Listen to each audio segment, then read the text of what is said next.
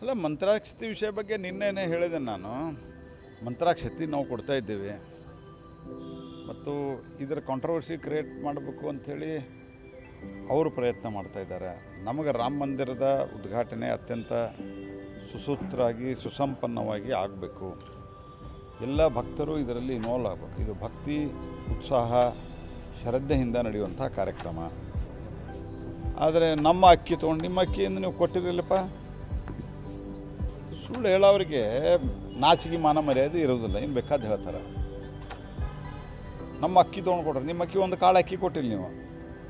ಅಂದ್ರೆ ಶ್ರೀರಾಮನ ಇಲ್ಲ ಅಂತ ಮೊದಲು ಸುಳ್ಳು ಹೇಳಿದ್ರಿ, ಶ್ರೀರಾಮನ ಅಲ್ಲೇ ಹುಟ್ಟಿದ ಅಂತ ಹೇಳಿ ಕೇಳಿ ಅಪಮಾನ ಮಾಡಿದ್ರಿ, ಶ್ರೀರಾಮ ಜನ್ಮಭೂಮಿಯ ನಿರ್ಣಯವನ್ನು ಮಾಡಬಾರ್ದು ಕೋರ್ಟ್ ಅಂತ ನಿಮ್ಮ ಪಕ್ಷದ ಒಬ್ಬ MP ಆಗಿ ಹಿಂದಿನ UPA ಸರ್ಕಾರದಲ್ಲಿ ಸೋನಿಯಾ ಗಾಂಧಿಯವರು ಅತ್ಯಂತ ಆಪ್ತ ಕಪಿಲ್ ಸಿಬಲ್ ಅವರಿಗೆ ಸುಪ್ರೀಂ ಕೋರ್ಟ್ನಲ್ಲಿ ದಾವೆ ಹಾಕಿದರು.